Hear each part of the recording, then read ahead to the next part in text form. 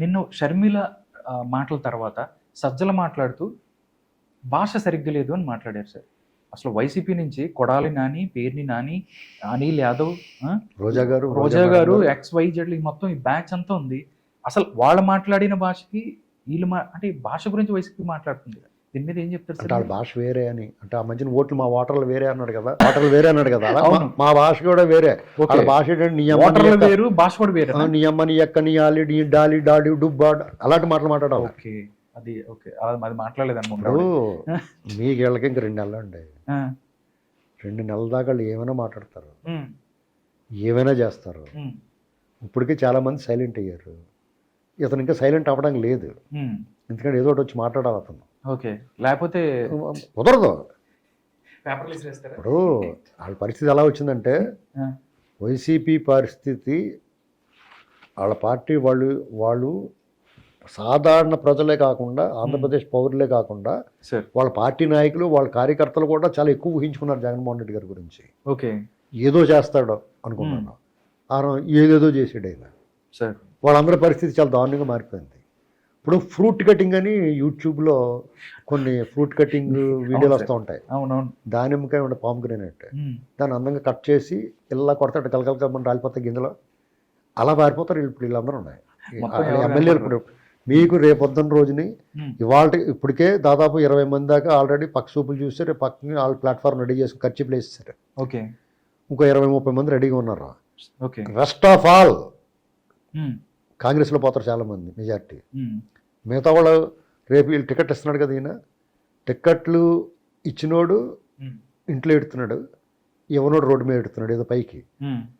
తర్వాత వీళ్ళందరూ కూడా రేపు టికెట్లు ఇచ్చిన తర్వాత వాళ్ళ బీఫారాలు తీసుకుని ఇంటికి పోయి ఫోన్ కట్టేస్తారు, ఫోన్ ఆఫ్ చేసుకుంటారు. డెఫినెట్గా నామినేషన్ వేయరు వాళ్ళే, ఎందుకంటే డబ్బులు బొక్కని. ఎందుకు ₹10 వచ్చి పెడితే ₹10 బొక్కలకి తిరిగి కొడతారు జనం, వాళ్ళు రోడ్డు మీద వస్తాయి. ఏం మొఖం పెట్టుకుని అడుగుతానికి వచ్చారో ఓటు, నువ్వు ఏం పీకేమని ఓటు వేయాలి అని అడుగుతారు. ఇప్పుడు వరకు వాళ్ళు ఏం చెప్తున్నారు, మీకు పథకాలు ఇచ్చాం, బటన్ నొక్కామంటున్నారు కదా, మీ బాబ్సం ఇచ్చావా, నువ్వు నీ ఆస్తి ఏమైనా అమ్మేసి ఇచ్చామని అడుగుతారు. ఏం చెప్తారు సమాధానం చెప్పండి? లేదు, వీళ్ళ దగ్గర ఆన్సర్ లేదు. ఎవడైనా చేసి తీరాలండి, ఎవడి కోసం చేస్తారు వాళ్ళు. సంక్షేమం అనేటువంటిది వాళ్ళ హక్కు. ఆర్థిక అసమానతలను తొలగించడానికి ముందు, ఆర్థికంగా ముందున్న వాళ్ళని, వెనకబడిన వాళ్ళని ఇద్దరిని బ్యాలెన్స్ చేయడం కోసం సంక్షేమం చేస్తారు. ఎవరైతే నిస్సహాయాలు ఉన్నారో, నిరుపేదలు ఉన్నారో వాళ్ళకి చేసి తీరాలి నువ్వు ఈ దేశంలో. మీ ఇంట్లో చేయట్లేదు కదండి, వాళ్ళ ఇంట్లో డబ్బులు. కాబట్టి ఇప్పుడు చంద్రబాబు నాయుడు గారు హెరిటేజ్ అమ్మేసి కడితే మెచ్చుకోవచ్చు, లేకపోతే జగన్మోహన్ రెడ్డి గారు ఆ ఇడుపుల బాయ్ గట్ట అమ్మేసి ఇలా దొబ్బేసిన డబ్బులన్నీ రోడ్డు మీద ఇచ్చేస్తే మెచ్చుకోవచ్చు. అంతేగాని వాళ్ళు బాబు సొమ్ము ఇచ్చినట్టు వీళ్ళు ఏమన్నా ఎవరి కోసం ఇస్తారో, మేమిచ్చాం నీకు, నాకు, ఆయనకి అందరికీ హక్కు ఉంది ఆ క్లెయిమ్ చేసుకోవడానికి. మన ₹10 నుంచి నేను మన గుంటూరు వెళ్ళాను, ₹1000 ఖర్చు పెట్టిన, అందులో కూడా పన్ను వచ్చింది, నాకు కూడా వాటా ఉంది ఆ సంక్షేమంలో, సంక్షేమం చేసిన దాంట్లో. కాబట్టి ఎవడో కూడా నేను డబ్బులు ఇచ్చాను, సంక్షేమం చేశాను, ఈ పనికి మాలిన మాటలు మాట్లాడితే ఎవడో స్పేర్ చేయట్లేదు. నువ్వు చేయి, భవిష్యత్తు కోసం ఇదిగో నేను ఈ కట్టడం నిర్మించాను, ఇదిగో ఈ డ్యామ్ నిర్మించాను, ఇన్ని ఎకరాలకు నీరు ఇచ్చాను, లేదా ఇదిగో విద్యుత్ ఉత్పత్తి చేశాను, ఇదిగో ఈ కంపెనీ తీసుకొచ్చి నిన్ను ఉద్యోగాలు ఏర్పాటు చేసి నిన్ను కుటుంబాల హాయిగా ఉపాధి పొందుతున్నారు, ఇదిగో ఇసుకు నేను దొబ్బేయకుండా అందరికి ఫ్రీగా ఇచ్చాను, అసంఘటిత కార్మిక రంగంలో, ఈ నిర్మాణ రంగంలో ఆధారపడిన కార్మికులందరూ హాయిగా ఉన్నారు, పని చేసుకుంటున్నారు, వాళ్ళకి 6 రోజులు పని దొరుకుతుంది అని నువ్వు చెప్పగలిగిన రోజుని నువ్వు పరిపాలన బాగుందని చెప్పు. అంతేగాని ఇంట్లో తొంగుని డే లైట్ రాబరీ, పట్టపగల దోపిడీ చేస్తాను నువ్వు. ఈ రాష్ట్రాన్ని 3 రెడ్లకి పనిచేసి 3 రెడ్లు దోపిడీ చేసేస్తున్నారు. మీకు దొంగడు ఏం చేస్తాడు, సిటీ బస్సులో ఈ సైడ్ జేబులో డబ్బులు జాయిగా మెల్లగా రష్ ఉన్నప్పుడు జైల్లో చేయటి తీసుకుంటాడు. వీళ్ళు డైరెక్ట్గా జైల్లో చేయటి తీసుకుంటున్నారు. మనకి ఆడు షార్ట్ని దొప్పుతాడు దొంగడు, వీళ్ళు డైరెక్ట్గా దొబ్బేస్తున్నారు. ఓకే సార్, ఇంకోటి కూడా జరుగుతుంది. ఏపీ పిసిసి చీఫ్గా వచ్చారు, డెఫినెట్లీ ఎక్కడి నుంచో పోటీ చేయాలి. పులివెందుల నుంచి షర్మిల పోటీ చేస్తుంది, జగన్మోహన్ రెడ్డి అక్కడ ఉన్నాడు ఆల్రెడీ.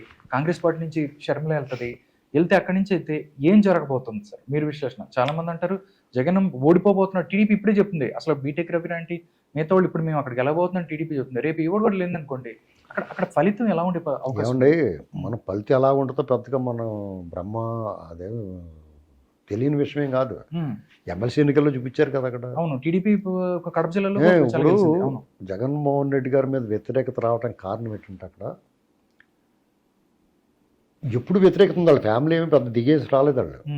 ఎందుకంటే ఒకసారి ఉమేష్ చంద్ర ఆయన ఉన్నప్పుడు చావు తప్పి కన్నులు ఒట్టపోయి బయటపడ్డాడు ఇక్కడ కడప ఎంపీ సీట్లో వైఎస్ రాజశేఖర రెడ్డి గారు. ఓకే. రేపు జగన్మోహన్ రెడ్డి అన్న అంతే. ఎందుకంటే వాళ్ళందరికీ జగన్మోహన్ రెడ్డి గారి మీద ప్రత్యేకమైన కోపం లేకపోవచ్చు, కానీ ఈసారి మాత్రం వివేకానంద రెడ్డి గారి మర్డర్ కేసు విషయంలో వాళ్ళందరూ హర్ట్ అయి ఉన్నారు. అప్పుడు కూడా తెలుసు వాళ్ళకి ఇది ఎలా జరిగింది, కానీ అప్పుడు కొంచెం అనుమానం ఉంది ఎవరన్నా చేశారేమో అని. ఈసారి స్పష్టంగా క్లారిటీ వచ్చేసింది అందరికీ. అప్పుడే చెప్పారు, కానీ ప్రజలందరూ పూర్తిగా నమ్మలేదు. ఈసారి పూర్తిగా నమ్మకం వచ్చింది వాళ్ళకి. ఎవరు చేసి ఉంటారో, ఎవరు చేశారో మన ఎదురుండి కనపడుతున్నారు. వీళ్ళ చేత ఎవరు చేయించారో కూడా వాళ్ళకి అర్థమైంది. అప్పుడు కూడా చేసిన వాళ్ళు ఎవరో తెలుసు, కానీ ఎవరు చేయించారు అనేటువంటి డౌట్ ఉంది. అప్పుడు వాళ్ళకి మోటివ్ ఉంది ఆ మర్డర్ చేసిన వాళ్ళందరికీ. ఒకరికేమో ఏదో నైతిక విషయాలు, ఇంట్లో ఆడవాళ్ళు ఏదో అన్నాడని, ఒకరికేమో డబ్బులు సంబంధించి, ఒకరికేమో ఎలక్షన్ సంబంధించి, రకరకాల కారణాలు వాళ్ళకి మోటివ్ ఉంటుంది. ఈ మోటివ్ ఉన్న వాళ్ళు పెడతారు అక్కడ. అంటే వీడు ఎందుకు చంపుతాడంటే ఇంకో ఈ కారణం వాళ్ళు చంపాడని చెప్పేసి వాళ్ళకి ఒక ఎలిపి కోసం అన్నమాట, లాజిక్ కోసం. కానీ అసలు బొమ్మ అంతా బయటకు అర్థమైంది ఇప్పుడు. కాబట్టి అతన్ని డెఫినెట్గా ఈసారి అతని మీద వెగిట ఉంది. పైగా ఆయనకి ఎలక్షన్ చేసి వాళ్ళు అందరూ జైల్లో ఉంటారు రేపు ఎలక్షన్ నాడు. ఓకే. అక్కడ రాజకాలు చేసి దుర్మార్గాలు చేసి బ్యాచ్ అంతా జైల్లో పోయి ఉంటారు. ఓకే. కాబట్టి ఎవరికి భయం ఉండదు. నెక్స్ట్ అతను మళ్ళీ అధికారంలో రాడు కాబట్టి ఈడేం పీకుతాడు అన్నాడు ధైర్యం కూడా ఉంటుంది. ఇది ఆల్రెడీ ఇప్పుడు వరకు ఉన్నది. రేపు షర్మిల గారు వచ్చి ఇవాళ రావటమే జగన్ రెడ్డి ఫ్రంట్ ఫుట్ కొట్టింది కదా, ఫ్రంట్ ఫుట్ వెళ్ళి నెక్స్ట్ షాట్ హెలికాప్టర్ షాట్ అంటారు అండి, ధోని కొట్టి కూడా అలాగా హూ కిల్డ్ బాబాయ్ అన్నదనుకో, మొత్తం అసలు మొత్తం సర్వనాశనం. ఇంకా ముందు దీనికి సమాధానం చెప్పు అన్నదనుకో, నువ్వు ఎందుకు 5 ఏళ్ళ టైంలో నువ్వు ఎందుకు చేయలేకపోయావు? ఆ వాళ్ళు చంద్రబాబు గారు వాళ్ళు మాట్లాడుకుంటే గ్యాగేటర్ తెచ్చావు కదా, నువ్వెందుకు వాళ్ళు చేయలేకపోయారు, నువ్వెందుకు చేయలేదు? పైగా సిబిఐ వాళ్ళు అరెస్ట్ చేస్తాను వస్తుంటే వాళ్ళు ఎందుకు అడ్డుకున్నావు నువ్వు? ఓకే. వాళ్ళు ఎందుకు చేతులు ఆ పైగా వాళ్ళ మీద ఎందుకు కేసులు వేసావు అని అక్క చెల్లెలు ఇద్దరు కూడానే చెయ్య పట్టుకుని ఇద్దరు కూడానే మొదలెట్టారు అనుకో. సునీతారెడ్డి రెడ్డి గారు ఈవిడి షర్మిలా రెడ్డి గారు ఇద్దరు మొదలెట్టారు అనుకోండి. అతను ఏమైపోతాడు? క్లోజ్. అయ్యో పాపం పసివాడని అట్లు రామారావు పూర్ణచంద్ర గారు సినిమా ఒకటి వచ్చింది లక్ష్మీ ఫిలిమ్స్, పాపం పసివాడని. ఆడు ఎడారిలో పడిపోతాడు, ఒకటి సూట్ కేసు ఇచ్చుకుని వెళ్తా అంకల్ పాట వస్తూ ఉంటుంది, అయ్యో పాపం పసివాడని. ఆ పాట వేసుకుని ఇంట్లో కూర్చోవాలి.